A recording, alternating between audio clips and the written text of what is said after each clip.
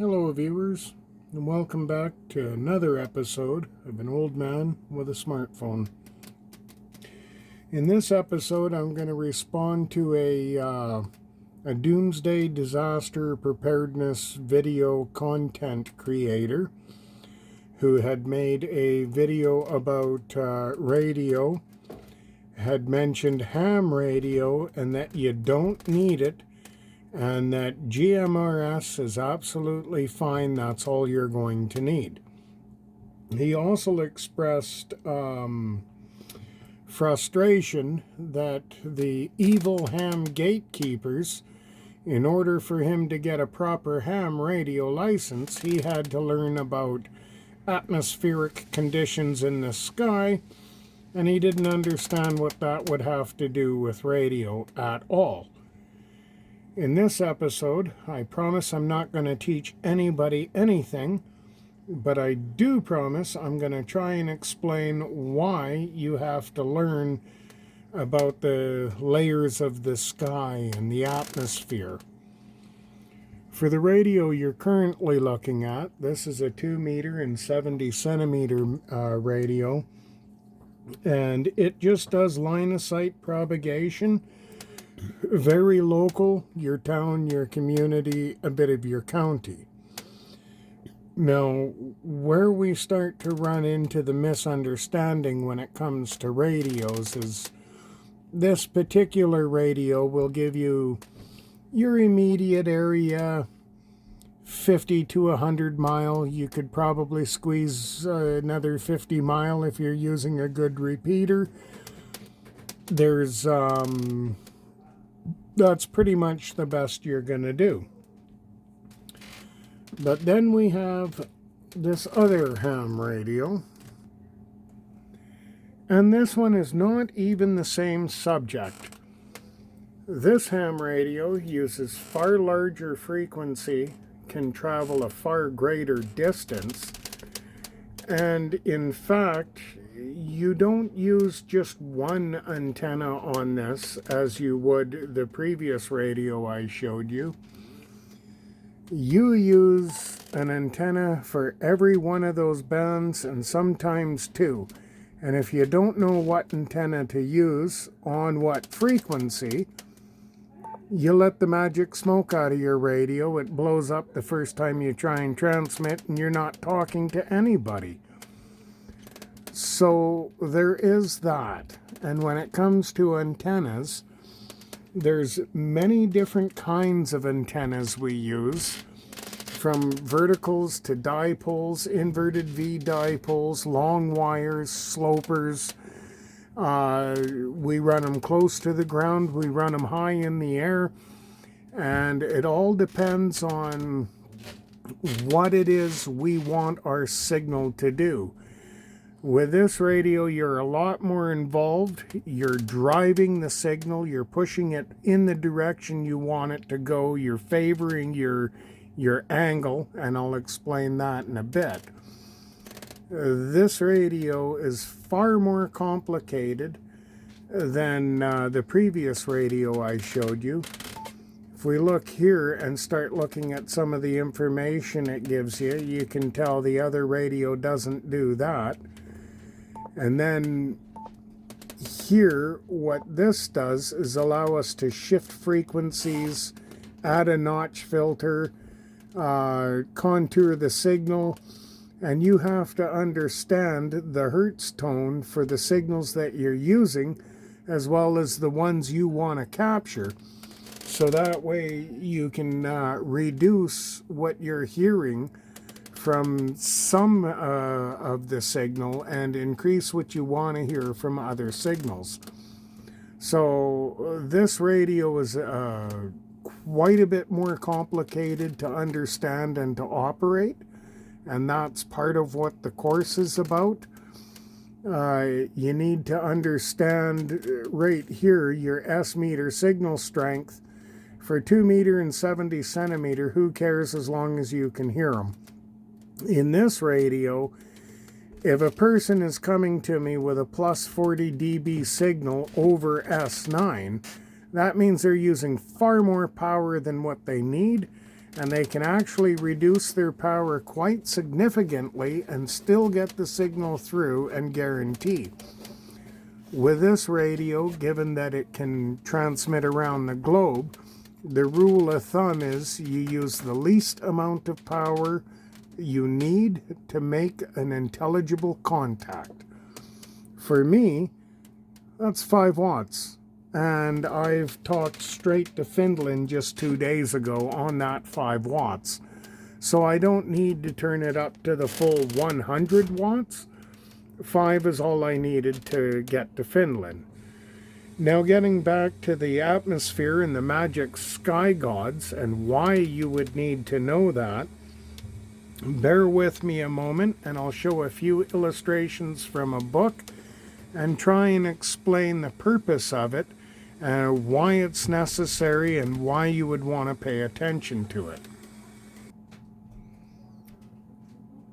So when it comes to atmospherics, and I'm not trying to plug this book or any of that, I just finally have it so I can use some illustrations. Here we have the D, E, F1, and F2 layer. Those are going to be present in the sunlight. The D and E layer will dissolve, and F1 and 2 will collapse on each other and form a single F layer in the dark. This is important because that's what we bounce our signal off of. We bounce the signal off of the F layer to bring it back down to Earth and give us our greatest distance. So in this illustration, it's showing you the D and E layers and the distance, 30 to 55 miles from Earth's surface, 55 to 85 miles from Earth's surface. A lot of the frequencies I like to work, these layers absorb and steal the frequency. They're thieves. I don't like them. My frequencies enjoy operating F1 and F2. The higher you send your signal, the greater distance it travels. And in HF radio, that's the plan. You are driving your signal the distance you want it to go, sometimes further, sometimes less.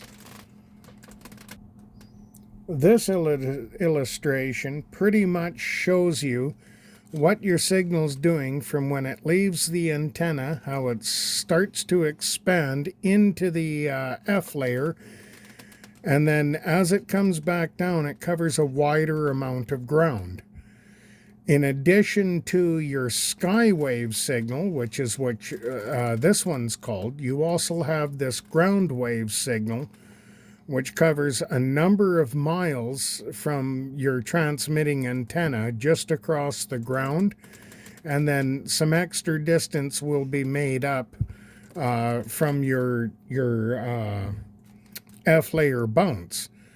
And then you're going to have an area where no one can hear you because all your signals are well above their antenna. If their antenna was 18 miles high, they might grab some of this signal. This illustration just shows you again how you can bounce your signal from one landmass off the atmosphere and bring it down into another landmass. And in this illustration, it shows what we call a double bounce for when you're going halfway around the world.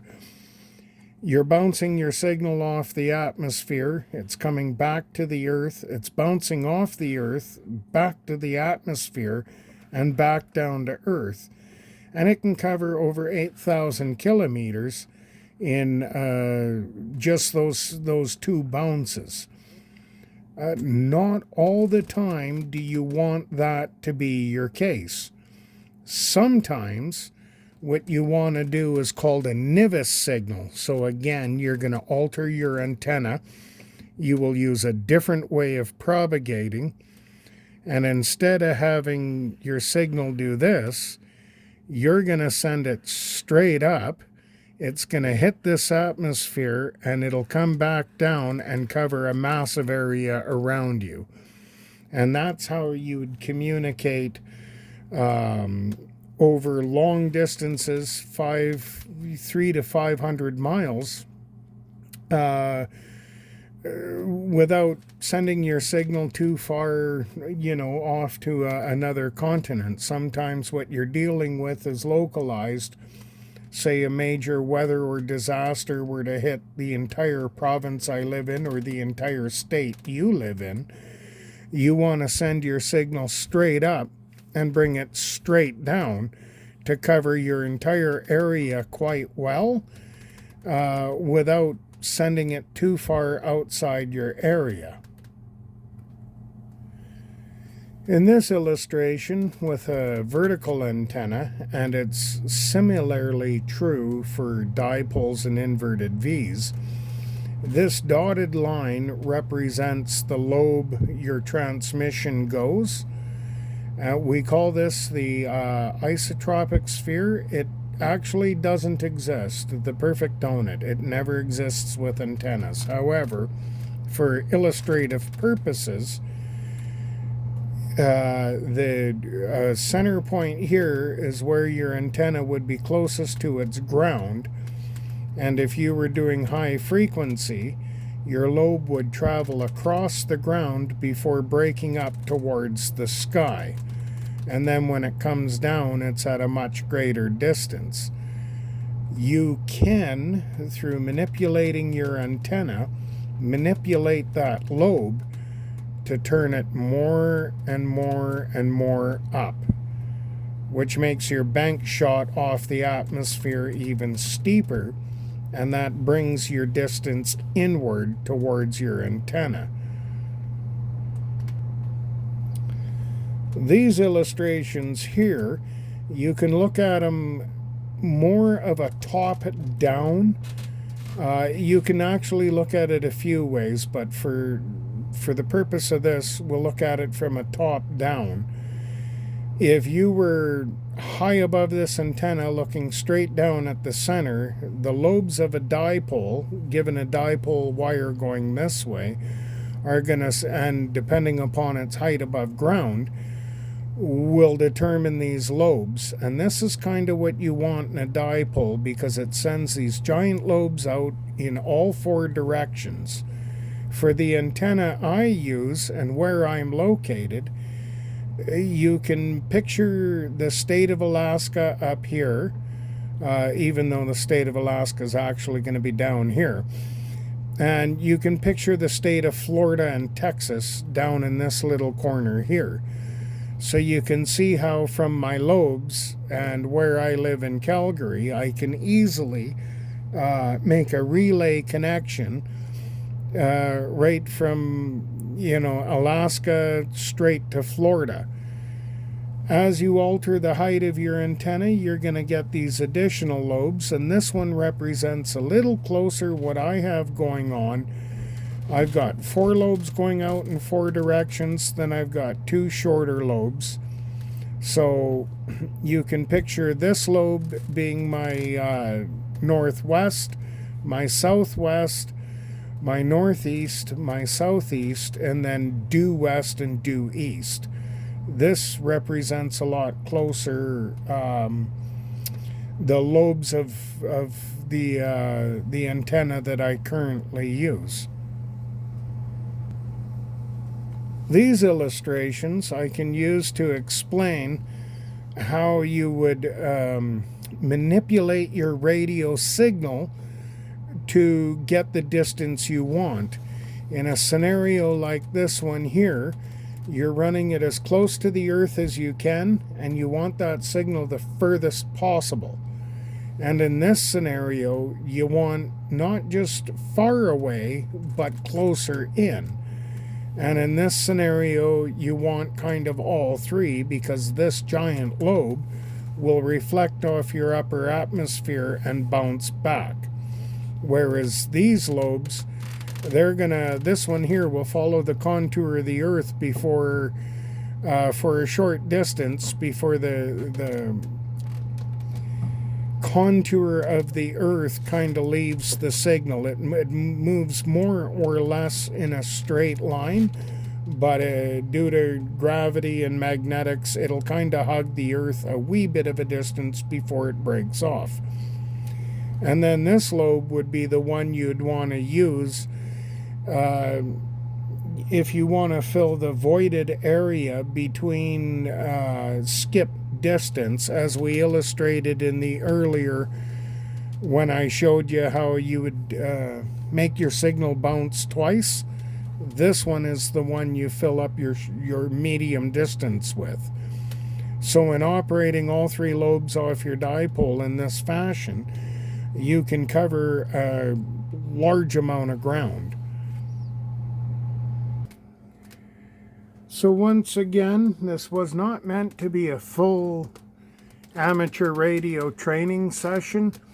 It was just meant to be a brief explanation about how you use different antennas at different lengths and heights to drive your signal on different frequencies, different distances based on what it is you're looking for, as well as why this radio you're looking at is far more complicated to operate than this radio here. This one here, you buy the 2 meter 70 centimeter antenna, you screw it on, it works fine, you program it, you turn it on, it works fine, everything's fine.